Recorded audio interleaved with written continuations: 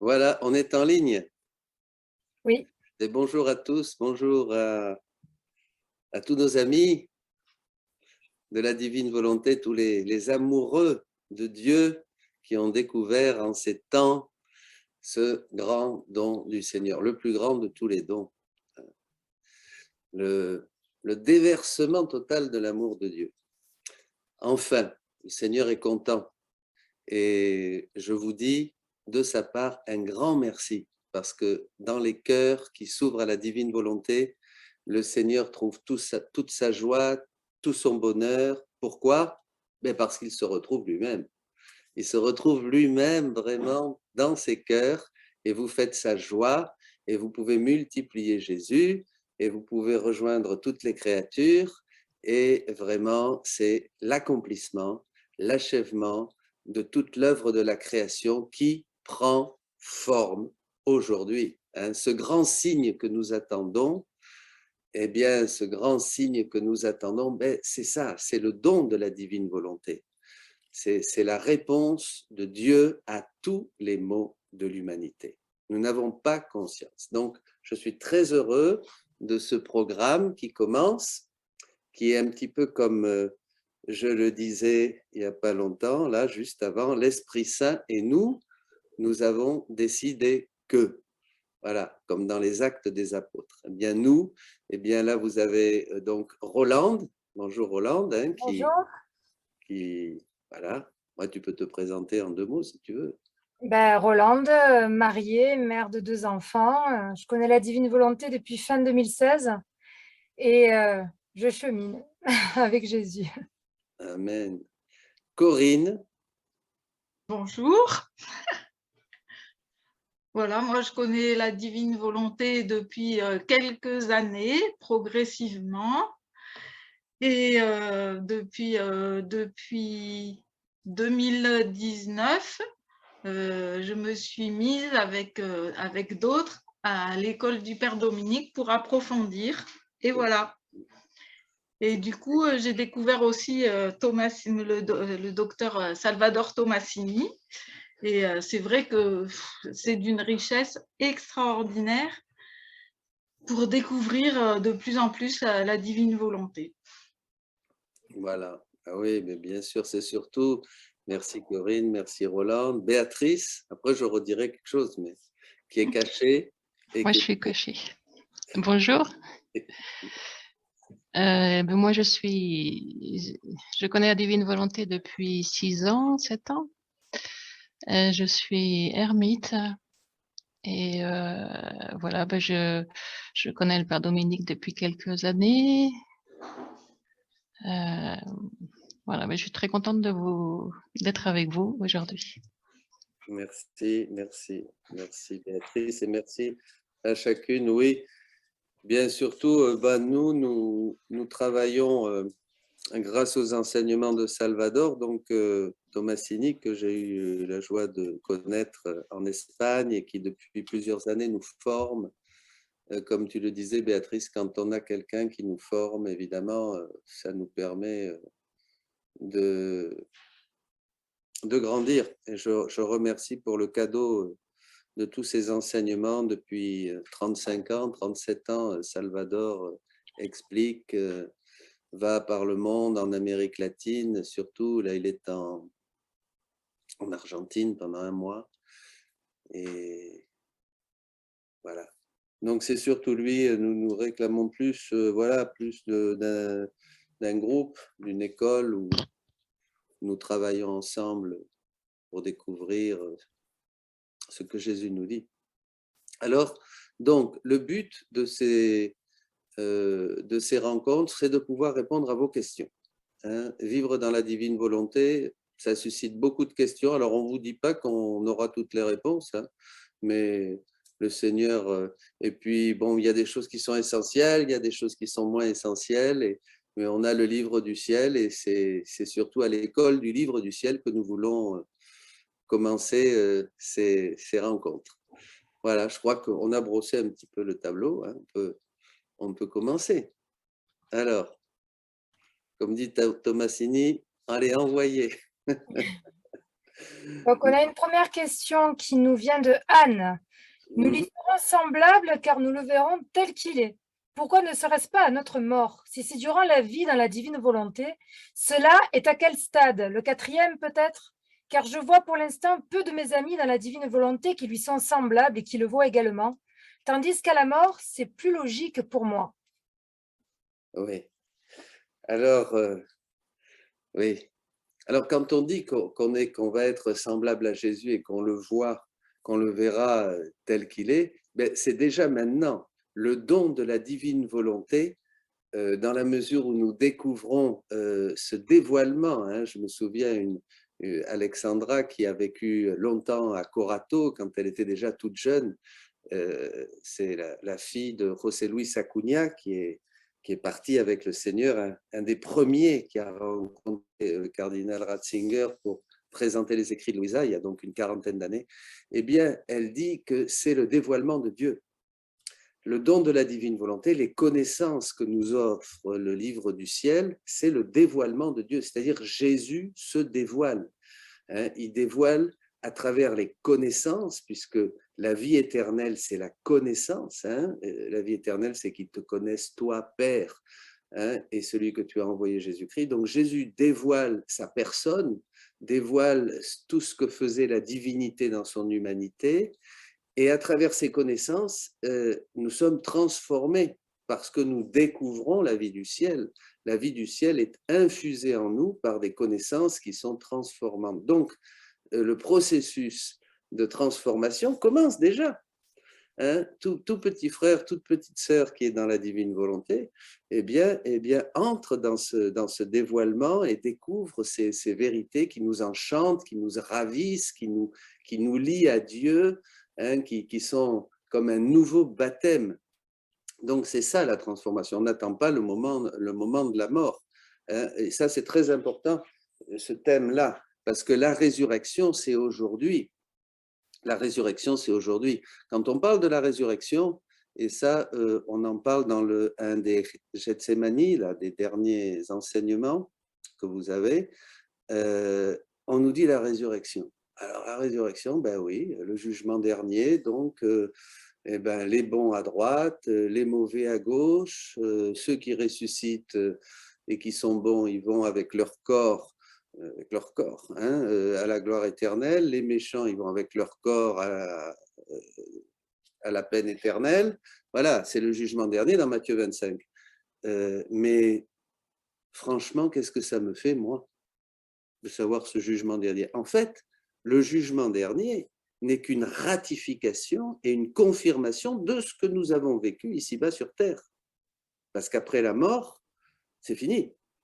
Je sais qu'on a très souvent cette idée, alors on ne s'occupe pas de la vie après la vie, de la vie après la mort, parce qu'on se dit, ah bon, ben quand je serai de l'autre côté, je verrai bien comment je me débrouille. Hein, pour avoir... Mais non, c'est une grande erreur et tous les saints, toute la tradition, nous n'avons que cette vie pour augmenter notre espace.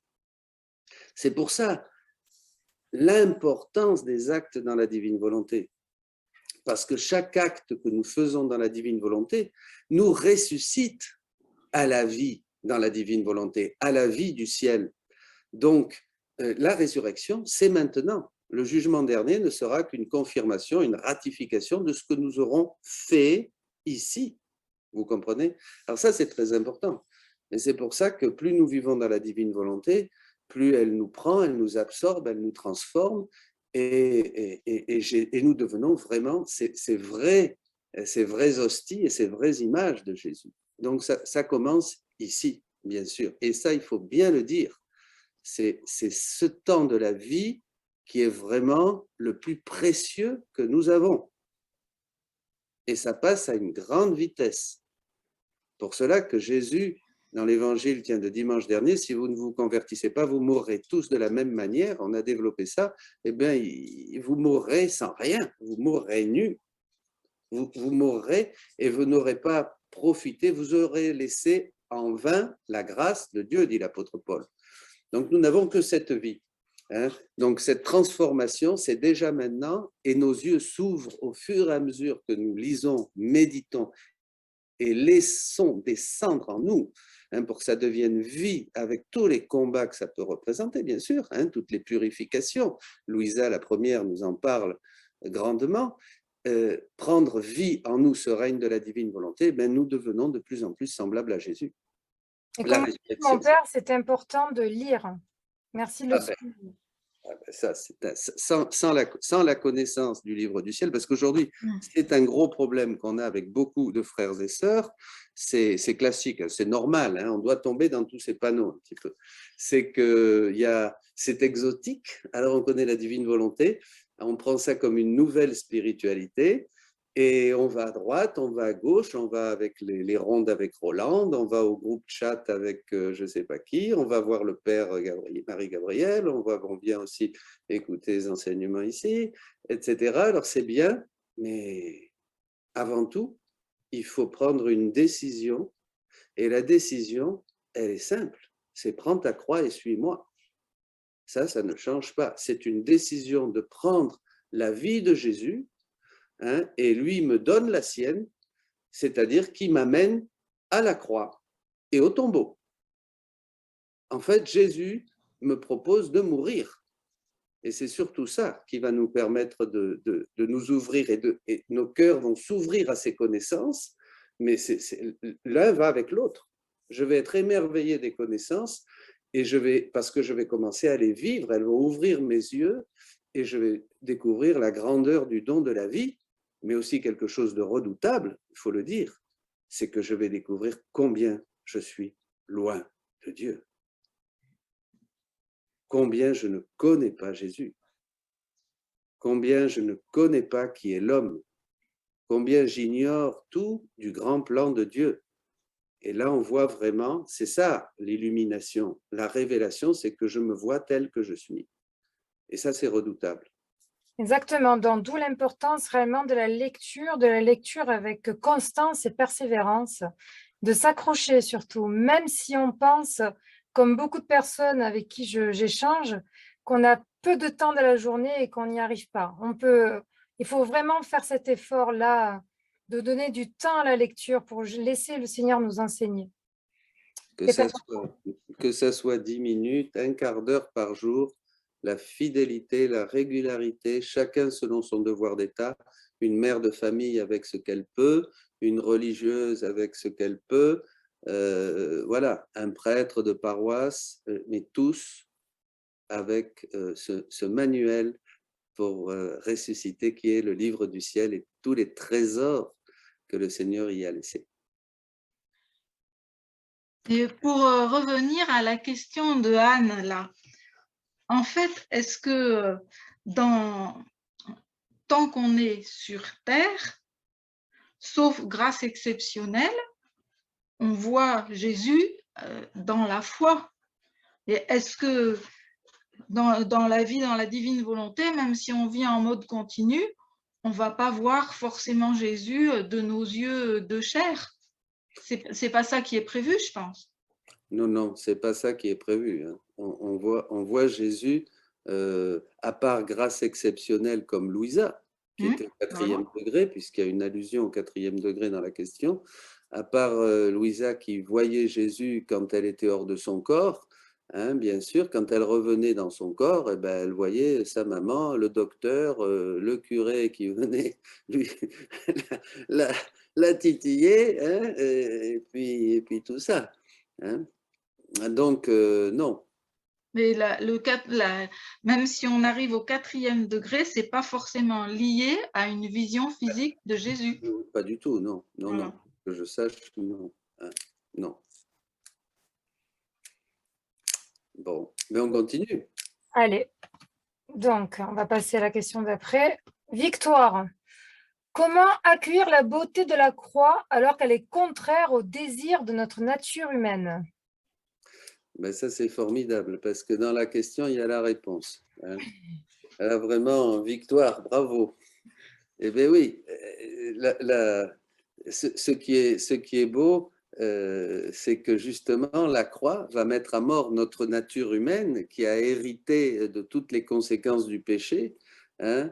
du péché, oui, de l'humanité, du péché de notre culture, de notre société, du péché que nous avons, qui nous colle à la peau, pour nous faire naître vraiment à cette vie nouvelle d'enfant de Dieu, qui est déjà embryonnaire dans le baptême.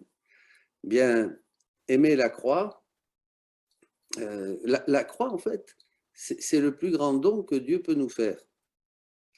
Mais si nous n'avons pas décidé vraiment à suivre, si nous ne sommes pas décidés à suivre Jésus, si nous n'avons pas répondu à son appel, eh bien nous allons être, comme dit saint Paul, ennemis de la croix. Nous allons toujours chercher, comme vous dites, les désirs de notre nature. Et notre nature, ça c'est très important, ce que nous portons en nous, c'est pas la vie, mais c'est la mort. Notre nature telle qu'elle est aujourd'hui, elle porte en elle la mort et elle nous conduit à la mort. Il n'y a que quand j'accueille Jésus dans ma vie, son message et sa croix, et tout de suite il va dire renonce à ton père, renonce à ta mère, prends ta croix, ne cherche pas à gagner ta vie, tu vas la perdre, mais perds-la et tu vas gagner la vie. Jésus nous montre tout de suite, comme dit saint Pierre, le chemin pour que nous marchions sur ses traces. Et c'est là où nous allons avoir la vie. Et c'est cette vie de l'Esprit Saint qui va brûler dans nos cœurs, qui va illuminer aussi nos cœurs, que les yeux de notre cœur s'illuminent, dit saint Paul, et qui va nous faire voir bien la grandeur de notre appel, la grandeur de notre baptême. Et c'est ça qui va nous faire vivre petit à petit, de mieux en mieux, toutes ces croix. Jésus dit dans le livre du ciel que si l'âme n'est déjà pas accueillante à accueillir toutes ces petites croix que la vie nous propose, eh bien ça veut dire qu'elle n'aime pas vraiment le Seigneur. Ça veut dire qu'elle rejette ses avances, parce qu'il dit dans la croix qu'il a laissé tous les biens nécessaires. Il a laissé une dot dans la croix, comme un mariage, et nous devons accueillir ces dots, c'est-à-dire ces dons qui sont dans la croix, pour lui dire oui, oui, je veux bien me marier avec toi. Je veux aller jusqu'à l'autel.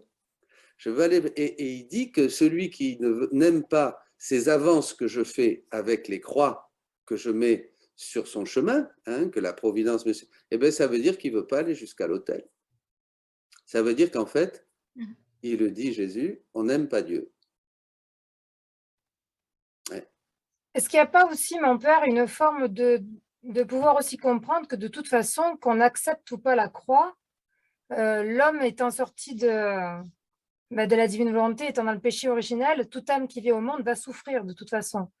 Donc, qu'elle l'accepte ou pas, cette souffrance, elle va la vivre. Donc, j'ai l'impression que quand les âmes disent qu'elles ne veulent pas la croix, c'est qu'elles ont l'impression qu'il va leur arriver quelque chose de plus que ce qu'elles vivent déjà. Mais les souffrances, ça fait déjà partie de la vie humaine. Alors que la beauté de comprendre qu'est-ce qu'on peut faire des croix qui arrivent donne comme une manière positive, en fait, de vivre les souffrances de la vie. Et de toute façon, qu'on apprenne à le connaître, qu'on n'apprenne pas à le connaître, on va vivre ces souffrances. Alors, autant qu'on sache qu'est-ce qu'on peut en faire et quelle grâce on peut en avoir. C'est ce que j'ai tendance un peu parfois, de manière simple, à expliquer à mes deux garçons qui sont ados, à leur dire que de toute façon, qu'on désire les souffrances ou pas, on va souffrir. Sauf que quand on ne sait pas ce qu'on peut en faire, on va juste la porter toute seule, tout seul. Et ça va être très dur, très lourd, et ça ne portera aucun fruit. Alors que lorsqu'on apprend à savoir qu'est-ce qu'on peut faire d'une souffrance qui arrive, on sait qu'on peut l'unir à celle du Christ et qu'elle va être porteuse de fruits. Ça sera la même souffrance, mais elle va paraître beaucoup plus légère puisqu'elle sera porteuse de quelque chose, en fait. Donc, j'invite les gens à savoir qu'est-ce que c'est justement une croix, parce que de toute façon, on va en avoir qu'on le veuille ou pas. Tout à fait. Tout à fait. Et quand on n'embrasse pas la croix, on souffre beaucoup plus. Les gens qui sont dans le monde, qui ne connaissent pas Dieu, souffrent énormément. Parce que d'abord, ils essayent de remplir un vide. Alors regardez, ils vont faire des efforts énormes et dépenser de l'argent et travailler beaucoup pour, par exemple, se faire de la chirurgie esthétique. Ils vont faire du travail physique, c'est la mode aujourd'hui pour être bien dans son corps. Donc, ils vont passer 2 heures, 3 heures par jour à faire du travail physique. Donc tout ça déjà, c'est une souffrance énorme. C'est une souffrance énorme qui ne prépare pas du tout à recevoir les souffrances de la vie, la maladie, la dégénérescence, et puis la mort, que tous, comme tu l'as dit, Roland, nous connaîtrons. Donc, il souffre encore plus. Il y a une angoisse existentielle qui est énorme.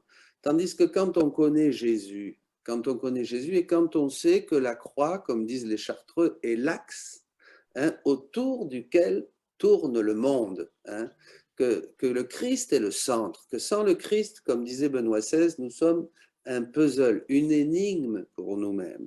Eh bien, à ce moment-là, on commence à considérer l'Évangile et on prend le chemin de la vertu, on commence à accepter l'épreuve, à prier, à demander de l'aide, etc., et à embrasser la croix. Et la croix nous transforme, et la croix devient bonheur, la croix devient source de joie, source d'amour, source de croissance, voyez.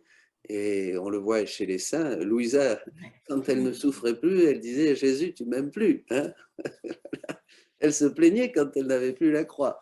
Et la petite Thérèse, elle disait « Ma joie, c'est de souffrir ». Donc on voit déjà chez les saints quelque chose que nous ne vivons pas comme ça d'une manière si spontanée, bien sûr, mais on voit que vraiment le Seigneur est venu nous dire qu'il nous aimait et qu'il nous l'a dit en vivant la croix, en étant crucifié et en nous disant « Mais maintenant, moi, je vais tout prendre ». À partir du moment où Jésus vient dans le monde, eh bien, sa vie, sa mort, sa résurrection vont toucher nos souffrances. Donc, ce qui avant était vu comme une malédiction, eh bien, va devenir une bénédiction par le fait que le Christ a pris nos souffrances et les a prises et leur va nous donner un sens, bien sûr. Et c'est ça. Oui, on finit par voir même au bout d'un moment la souffrance comme un cadeau. Voilà. La souffrance comme un cadeau, bien sûr, parce que le Seigneur nous dépouille La souffrance, en fait, la croix, va nous dépouiller de quoi? De notre égoïsme, du vieil homme, de notre besoin de vaine gloire, de notre besoin de reconnaissance, de tout ce qui conduit à la mort, comme je vous disais avant. Tout ce qui en nous conduit à la mort va être pulvérisé par la croix. Et nous allons renaître à notre nouvelle identité d'enfant de Dieu. Voilà. Et on voit déjà ça, comme vous disiez, chez beaucoup de saints, quand Saint Jean de la Croix, Jésus lui demande eh ben, qu'est-ce que tu veux comme récompense pour avoir si bien parlé de moi? Et il répond souffrir et être méprisé pour toi. Ouais. C'est quand il lui avait fait un petit dessin qu'on trouve d'ailleurs là-bas dans le couvent de Ségovie. Le Christ qui porte sa croix, il dit, tu m'as vraiment, c'est très bien, qu'est-ce que tu veux comme récompense? Très bien, ben, continuons. Alors, Hélène, Louisa utilisait-elle le tutoiement ou le vouvoiement avec Jésus? Ça, je ne sais pas. Je crois que c'est le tutoiement dans les textes italiens. Corinne et Béatrice. Là, nous, j'ai eu ça aujourd'hui, quelqu'un m'a demandé ça aussi. C'est le tutoiement. Justement, il y a une note là dans le livre 1 qui va paraître là, et où ils expliquent que dans la culture de Louisa, normalement, c'était le vouvoiement, mais que Louisa, elle passe constamment du tu au vous dans son texte italien. Et c'est très, il dit ça dépend de son état d'esprit, ça dépend si le confesseur lui demande une chose ou une autre, mais en fait, elle passe, et quelquefois, moi, en traduisant, Béatrice, tu vas me confirmer, que c'est dans la même phrase, elle commence tu et elle continue vous, ou l'inverse. Oui, ça arrive régulièrement. Mais généralement parlant, au début de ses écrits, elle va commencer en vous voyant, et puis peu à peu, elle va garder beaucoup plus le tutoiement tout au long de ses écrits jusqu'à la fin. Le tutoiement, est-ce qu'il passe après le mariage, justement? Il y a un changement avec ça? Ça, j'ai pas fait attention, j'ai pas fait attention, à vrai dire, par rapport à ça. Moi, je dirais que non, parce que, par exemple, dans le livre 11, elle dit aussi bien tu que vous à d'autres moments. Mais en fait, on s'en rend beaucoup moins compte parce que certaines éditions françaises, ce qu'on a comme texte en français, c'est tout le temps au tu. Ils ont choisi de mettre tout au tu. Par contre, en anglais, c'est forcément vous. Enfin bon, c'est. Oui, ben Voilà. oui, bien sûr. Non, mais et puis il y a cette confiance, cette relation de confiance et d'amour hein, que Louisa a avec Jésus, cette familiarité, cette simplicité hein, qui est extraordinaire. Extraordinaire. Donc, elle passe du vous au tu, oui, tout à fait. Puis on le voit dans le texte. Oui. Mhm. Alors, Claire, je me pose souvent la question de savoir si nos souffrances offertes à Jésus comme réparation ont plus d'impact que nos joies et adorations offertes dans nos rondes ou nos oraisons. Aussi en réparation, en simplifiant, est-ce que l'adoration, l'amour, la joie que nous donnons à Dieu peut autant réparer que nos souffrances? Hum.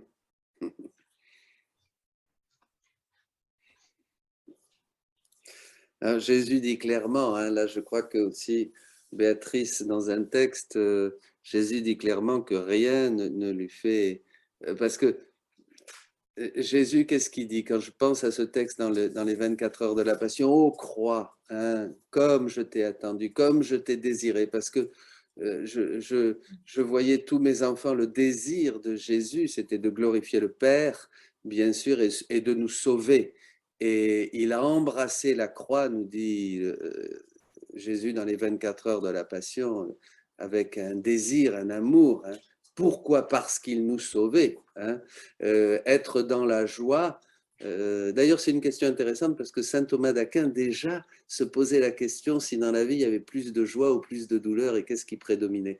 Mais bon, mais il est clair, il est clair que son désir et sa joie était vraiment de sauver tous les enfants et de glorifier le Père. Hein. Donc le Seigneur, c'est sûr que, ben d'ailleurs on le voit dans la vie des saints, je pense à Sainte Bernadette, la Sainte Vierge lui disait, je ne vous promets pas d'être heureuse en ce monde, mais dans l'autre. Hein. Donc ce n'est pas interdit d'offrir nos joies aussi au Seigneur, hein, bien sûr. Mais la différence, c'est que ce soit la joie ou la souffrance, on prend la vie de Jésus. On prend la vie de Jésus. Hein, ça ne part plus de moi. C'est pas seulement mes souffrances, mes joies. Hein, j'ai décidé de me mettre. Jésus l'explique dans le livre 11. Hein, je prends le tempérament de Jésus. Hein, c'est-à-dire, au fil des circonstances de la vie, je vais rencontrer de la joie et de la souffrance. Et selon ce que je rencontre, eh bien, je vais me mettre sous ce rayon. Hein, un des rayons des attributs de Dieu. Ça peut être sa joie infinie, bien sûr, ça peut être aussi la souffrance, ça peut être la justice, voyez. Hein, on prend la vie de Jésus. Jésus nous donne sa vie parce qu'il veut que nous vivions sa vie à partir de nous. À partir de nous, c'est ça. Hein. Ce n'est pas non plus Jésus qui va vivre comme une substitution. Ça aussi, c'est une des erreurs dont nous parlerons. Hein. C'est Jésus qui fait tout, quoi. En moi, non. Non, non, non. Jésus veut vivre avec mon accord sa vie à partir de moi. C'est ce que dit le catéchisme au numéro 521, hein, pour que nous puissions vivre les états et les mystères de Jésus. Donc la joie ou la souffrance, oui, mais la souffrance a quand même cette note qui est plus de notre vie sur terre. Notre ressemblance au Christ sur terre va être une ressemblance à sa vie, hein, à sa vie sur terre, c'est-à-dire à sa vie crucifiée, à sa vie où il est venu réparer et souffrir. Après, évidemment, ça sera différent, mais sur terre, on va quand même plus ressembler au Christ crucifié qu'au Christ ressuscité. Je ne sais pas si j'ai répondu. Oui. Oui. Eh bien, on continue alors. Alors, Hélène, comment se confesser dans la divine volonté? Quelle différence entre la confession dans la rédemption et la divine volonté? Peut-on se confesser pour les autres dans la divine volonté du fait que l'on peut réparer pour les autres, etc. J'ai entendu dire qu'on pouvait le faire pour la famille. Non, non, non, non. Là, ça, on ne peut pas. Hein.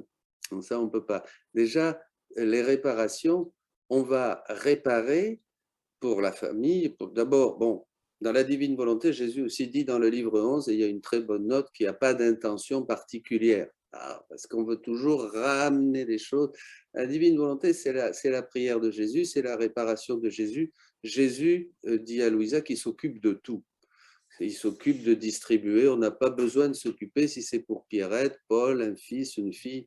Je sais que ça demande un grand abandon d'apprendre à prier dans la divine volonté. Bon. Mais est-ce qu'il n'y a pas un chemin aussi, mon père? Parce que dans les premiers tomes, Louisa prie pour son confesseur, voilà. Donc, est-ce qu'il n'y a pas aussi un chemin avant de… Oui, elle prie pour son confesseur, elle prie pour tous les confesseurs. Mais au livre 11, il explique ça dans un passage important que je ne mets pas là, si vous le retrouvez. Voilà.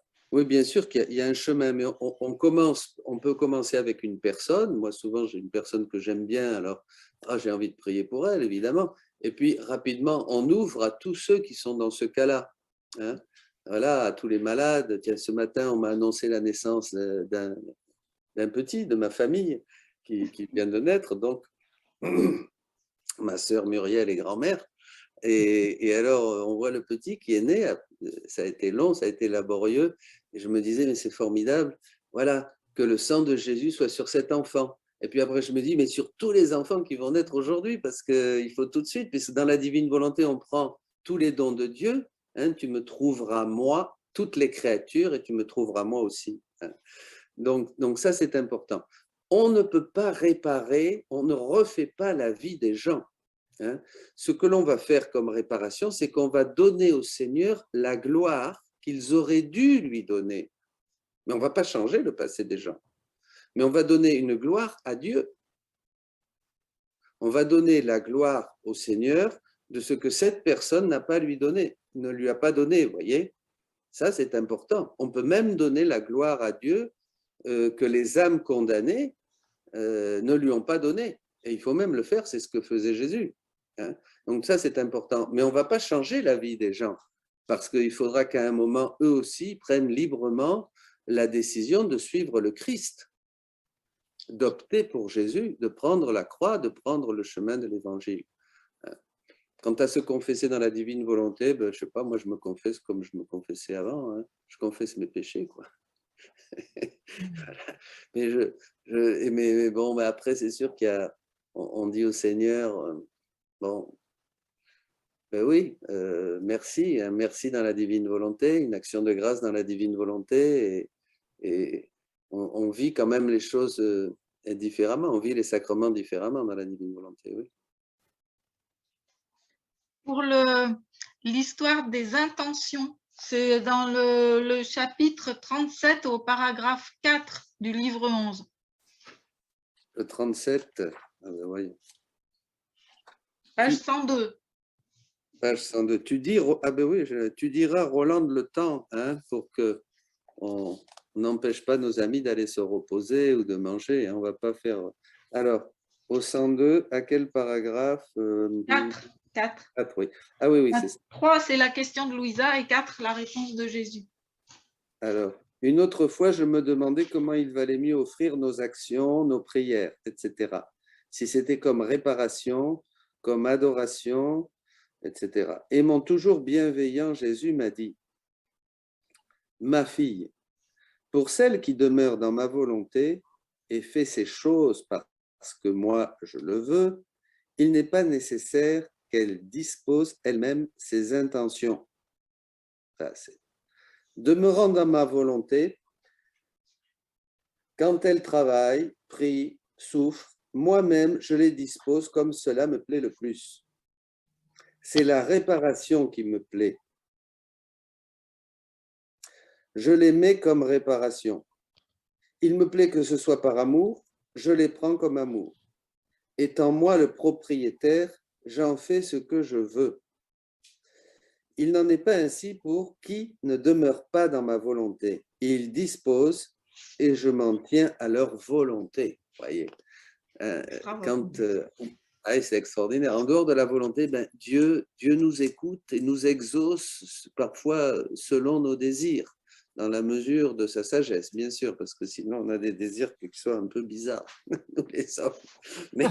Mais là, Jésus dit clairement qu'on fait comme ce sont ses actes, comme on est dans son acte unique et éternel, donc son amour, c'est son amour, ses réparations, ce sont ses réparations, sa louange, ce sont sa louange, sa souffrance, c'est sa souffrance.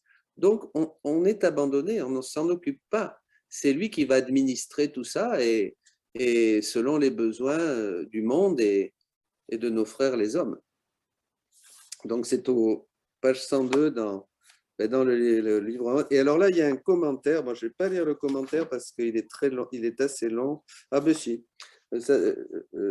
Salvador dit, nous avons l'habitude de prier les uns pour les autres et de déterminer le bénéfice de notre prière pour une personne qui nous est chère ou pour une cause particulière. C'est nous qui choisissons à qui attribuer le bénéfice de nos prières et de nos sacrifices. Si nous vivons dans la divine volonté, nous n'avons plus à nous occuper de cela. C'est l'affaire de Jésus. Ne mettons plus aucune intention particulière sur nos prières, souffrances et réparations, ou ne les attribuons plus à une personne, à personne en particulier. Dieu s'occupe de tout selon son bon plaisir. Voilà. Ça va être tout ça dans le livre 11, traduit et commentaire de Salvador. Voilà. Alors, vous avez une question de Claudie. Donc, dans le tome 1, pourriez-vous m'éclairer sur le sens de ce passage donné à Louisa par Jésus qui lui demande de répéter, je cite, « Si je traverse l'océan, même si je ne te vois pas, tu es toujours dans l'océan. Si je foule le sol, tu es sous mes pieds, j'ai péché. » Dans les mots « j'ai péché », j'ai compris la laideur du péché, sa malice et sa témérité, ainsi que l'énorme affront qui est fait à Dieu par seulement un moment de satisfaction et de plaisir. Si ma compréhension est bonne, peut-on parler lors d'un trouble du comportement alimentaire, d'une satisfaction ou d'un plaisir lorsque quelque chose de bon est mangé? Il faudrait bien que je lise là. Alors, si je traverse l'océan, même si je ne te vois pas, tu es toujours dans l'océan. La divine volonté est créatrice, nourricière et conservatrice de tout ce qui existe. Après, il faudrait que je vois le texte parce que, oui, hein, dans le tome 1, là, il faudrait qu'on voit ce texte. Je n'ai pas souvenir de ce texte. Je ne sais pas, Béatrice ou… Non, j'ai vraiment pas souvenir de ça non plus. Alors, ça a été partagé il n'y a pas longtemps, en fait, sur mon groupe Signal. Il faudrait que je le retrouve. Donc, il faudrait retrouver parce que là… Jésus lui demande de se confesser, en fait. Donc, il lui fait dire ce texte. Voilà. Alors, il y a aussi la traduction en français actuelle qu'on a. Le livre 1 n'est pas tout à fait la même chose que l'original. Il y a des choses qui ont été rajoutées. Donc, je ne sais pas si ces textes font partie vraiment de l'original ou pas. Ce serait à vérifier. Merci, Béatrice. Oui, c'est ça. Et après, si ma compréhension est bonne, peut-on parler lors d'un trouble du comportement alimentaire, d'une satisfaction ou d'un plaisir lorsque quelque chose de bon est mangé? Non, moi je crois… après, je sais pas, quand quelque chose est bon, hein, je sais pas, cette douceur de l'orange, la saveur d'un kiwi, ou pensez à des choses que cette saveur est vie. Voyez, la chaleur du feu, hein, s'il n'y avait pas la divine volonté dans les éléments qui nous entourent, le parfum d'une rose, c'est vie. Tout ce qui est vie est le signe que c'est l'amour de Dieu, que c'est la divine volonté qui me donne cette vie. Hein, voyez, et plus on est dans la divine volonté, plus on découvre justement sa présence dans les choses créées, hein, dans le parfum, dans la saveur, la douceur des aliments, vous voyez. Et c'est ça qui est extraordinaire. Sinon, s'il n'y avait pas la divine volonté, le feu n'aurait pas de chaleur, les aliments n'auraient pas de saveur.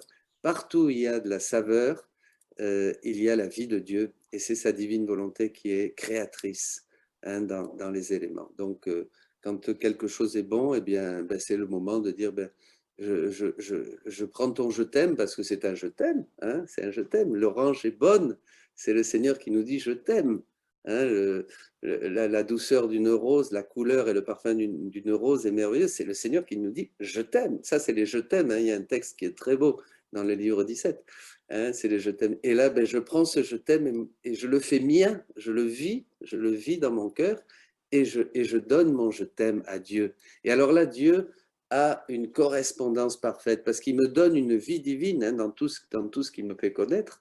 C'est une vie divine qui sort de lui puisque Dieu est acte. Donc, tout ce qui, sa manière d'aimer, c'est un acte. Hein, c'est pas comme nous. Il n'aime pas en nous donnant une petite caresse ou un bisou sur le front. Hein.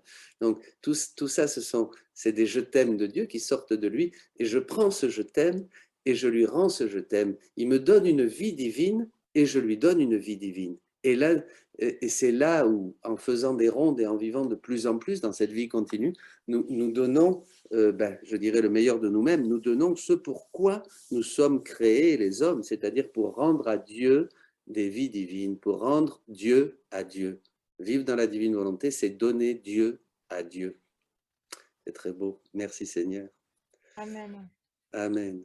Le texte en question, c'est dans le livre 1, dans l'édition de Harvey, c'est page 106.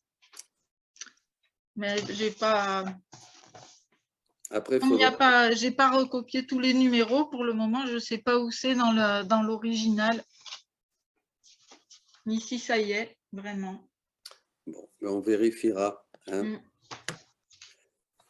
Vous voulez encore une question, mon père? Eh bien, je ne sais pas combien nous sommes de temps. Alors, ça doit faire à peu près 30 minutes. Là. Eh bien, on va prendre encore une question. Hein. Bénédicte, en écoutant Gethsémani, le numéro 5, j'ai été fort surprise par la parole suivante. Tout acte humain séparé de la divine volonté est un péché, car il coûte une mort à Jésus. Je comprends tout à fait que ça coûte une mort à Jésus, mais par contre, l'idée du péché par rapport à l'acte me perturbe. Comme nous oublions régulièrement d'appeler la divine volonté dans tous nos actes, nous passons donc notre temps à être pécheurs. Ça, c'est vrai déjà, hein, à la fin. Oui, évidemment. Alors ça, c'est un texte, nous l'avions vu, c'est dans le livre 24, oui, c'est ça. Et en fait, Jésus va plus loin, c'est qu'il dit que le vouloir humain est péché. Hein. Le vouloir humain séparé du vouloir divin, le vouloir humain qui n'est plus, la volonté humaine a été créée, dit Jésus, pour contenir la divine volonté. Hein. Donc, le vouloir humain qui n'a plus la divine volonté ne va produire que du péché. De toute manière, ça. Mais la notion de péché, nous avons une notion de péché très teintée très moralisante et peut-être même un peu de jansénisme, vous voyez. C'est ça, nous on voit péché, et là ça c'est pas bien, un acte mal, quelque chose d'impur, une gourmandise. Alors voilà, bien sûr, hein, mais ça en fait, ce n'est que les conséquences, c'est comme un volcan, c'est ce qui jaillit de cette pourriture, dit Jésus. C'est pas moi qui dis ça, hein, c'est Jésus. Hein, qui a voulu tomber dans le torrent du Cédron pour montrer la pourriture qui habite l'homme. Hein. Et ça, déjà, nous l'avons dans l'Évangile, quand Jésus dit bien sépulcre blanchi, hein, toutes ces mauvaises choses, adultère, viol, malice, méchanceté, tout ça, c'est ce qui sort du cœur de l'homme. Voilà. Donc, mais on n'a pas conscience de ça.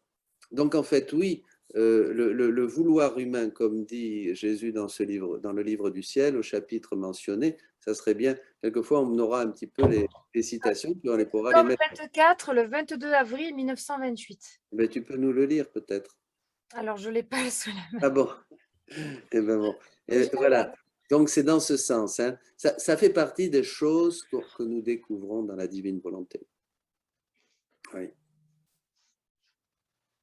Il faut eh bien, à partir du moment où, avec notre changement d'intention, nous invitons le Seigneur partout, dans tout ce que nous faisons, non seulement nous allons éviter beaucoup de péchés, bien sûr, mais en plus, tout ce que nous allons faire, eh bien, sera dans sa divine volonté, hein, puisque Jésus doit refaire, bien sûr, tous nos actes.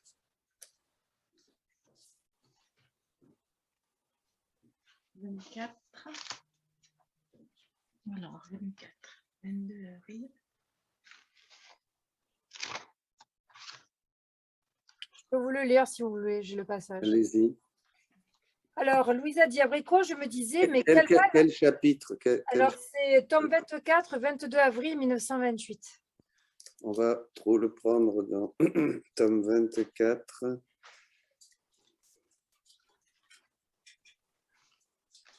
Oui. Donc, Louisa disait, « Mais quel mal la créature peut-elle faire quand elle fait sa volonté ?» Et Jésus ajouta, « Ma fille, ce mal est grand. Ma volonté est lumière, alors que la volonté humaine est ténèbres. Ma volonté est sainteté, alors que la volonté humaine est péché. Ma volonté est beauté et contient tous les biens, alors que la volonté humaine est laideur et contient tous les maux. Voilà. Par conséquent, en ne faisant pas ma volonté, l'âme fait mourir la lumière et donne la mort à la sainteté, à la beauté et à tous les biens. Et en faisant sa volonté, elle fait surgir les ténèbres et donne vie au péché, à la laideur et à tous les maux. » C'est ça. Hein, la mienne est sainteté et la volonté humaine est péché. Elle est la source de tous les péchés. La volonté humaine n'a pas été faite pour être sans Dieu. Donc, c'est normal que sans Dieu, qui est le bien, qui est le bon, qui est la lumière, qui est l'amour, qui est tout, cette volonté humaine ne va pouvoir que partir en exil, comme le fils prodigue que nous aurons dimanche prochain, hein, pour perdre et se livrer à tous les vices et terminer avec cette fin. C'est ça. Merci. Donc, tome, voilà, c'est là. Au 22 avril 1928. Voilà, tome 24. C'est le chapitre 8, au paragraphe 6. Voilà, ce paragraphe 6 dans la numérotation. Et ça, peu à peu, on va apprendre à nos amis. Nous allons adopter la numérotation espagnole et italienne de la traduction et de la transcription de la traduction de Salvador Tomasini, qui est bien pratique puisqu'on peut repérer non seulement le chapitre, mais aussi les paragraphes et aller plus directement. Je ne garantis pas que cette numérotation-là soit celle de Tomasini, hein. C'est celle Ah, celle-là de Harvey. Ah ben non, parce que moi, là, ah oui, alors, attends, 1, 2, 4. Attends.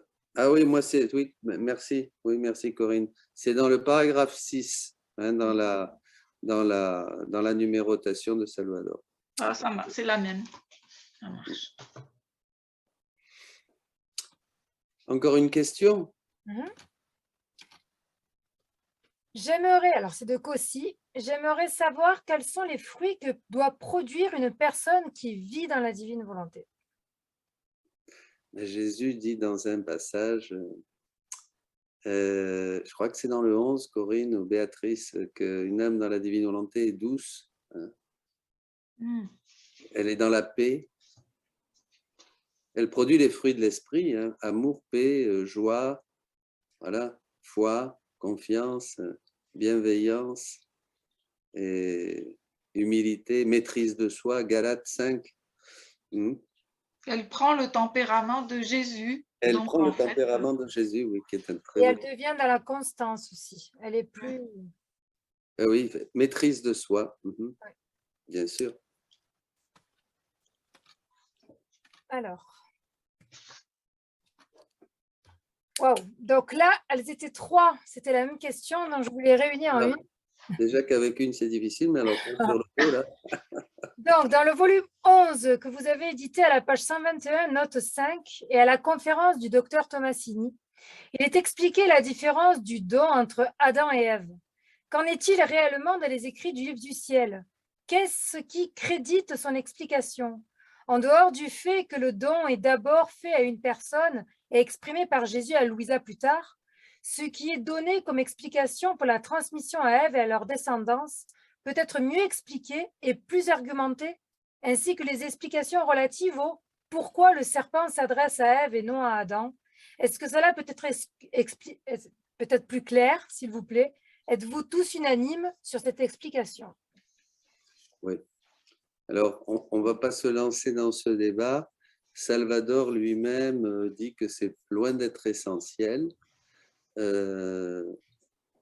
Et donc, voilà, ça n'empêche pas. Je crois que dans la divine volonté, au fur et à mesure où nous allons grandir, découvrir, et la divine volonté qui est une doctrine, ce n'est pas une spiritualité, c'est une doctrine, nous allons avoir des écoles différentes. Comme dans la rédemption, les franciscains et les carmes, vous savez, moi j'ai été au Carmel pendant 5 ans, ils ne sont pas la même. Et alors, mieux encore, les jésuites et les carmes, vous voyez, sur la manière de prier, hein, Saint Ignace et Saint Jean de la Croix. Après, il y a en plus la petite Thérèse qui va tout révolutionner. Vous voyez, donc, bon, je crois qu'on va entrer aussi dans des opinions qui ne sont pas essentielles. Je crois qu'il faut être sur l'essentiel. On va toujours être d'accord parce qu'il y a les références du livre du ciel, les enseignements explicites de Jésus à Louisa qui confirment ce que déjà le Saint-Esprit nous a enseigné dans la tradition.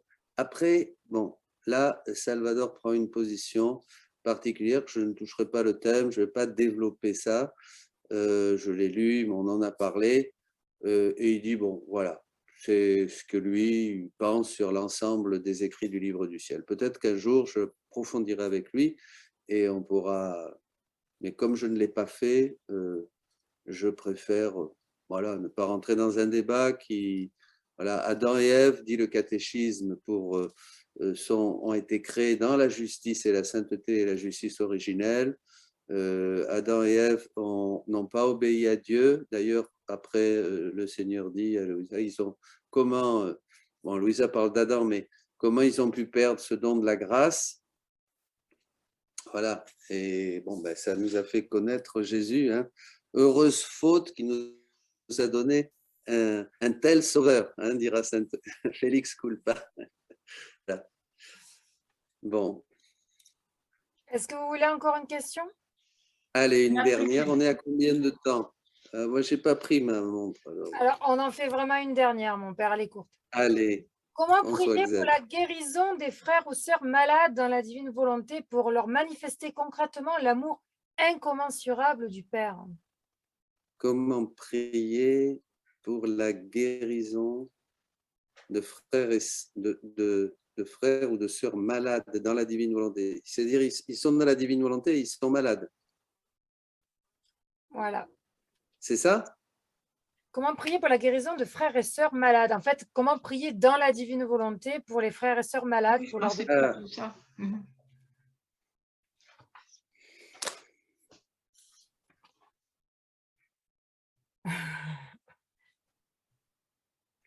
Est-ce que la maladie, est-ce qu'il faut mieux pas quelquefois être malade sur terre pour guérir pour l'éternité, hein?